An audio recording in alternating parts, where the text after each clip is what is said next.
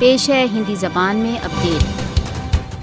भारत द्वारा अवैध रूप से अधिकृत जम्मू कश्मीर में हिंदुत्व की कार्यसूची को लागू करने के लिए एक के बाद एक हिंदुत्व एजेंडा लागू कर रहा है। अपनी नवीनतम कार्रवाइयों में मोदी शासन ने हाल ही में भारत द्वारा अवैध रूप से अधिकृत कश्मीर की अंतिम नवीनतम वोटरों की सूची में 7.72 लाख और वोटर जो अधिकतर नॉन लोकल हिंदू हैं सम्मिलित कर लिए हैं। 7.75 लाख नए वोटरों को सम्मिलित करने का लक्ष्य भारत द्वारा अवैध रूप से अधिकृत जम्मू कश्मीर में तथाकथित असेंबली निर्वाचनों में भारतीय जनता पार्टी को लाभ पहुंचाना है।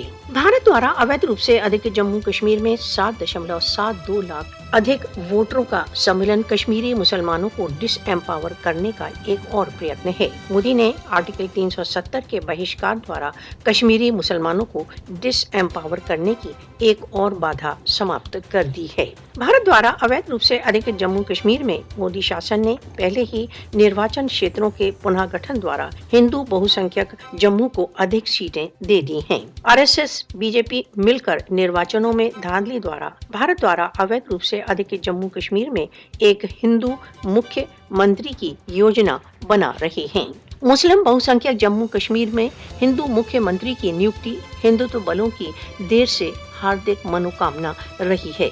मोदी का अंतिम लक्ष्य मुस्लिम पहचान को मिटाकर जम्मू कश्मीर में हिंदू सभ्यता स्थापित करना है। कश्मीरी जनता को मोदी शासन के जघन्य षड्यंत्रों को विफल करने के लिए सचेत रहना चाहिए। कश्मीरी भारत द्वारा अवैध रूप से अधिकृत जम्मू कश्मीर में हिंदुत्व योजनाओं को आगे नहीं बढ़ने देंगे। कश्मीरी जनता भारत द्वारा अवैध रूप से अधिकृत जम्मू कश्मीर में भारतीय मैशिनेशन का विरोध चालू रखेगी।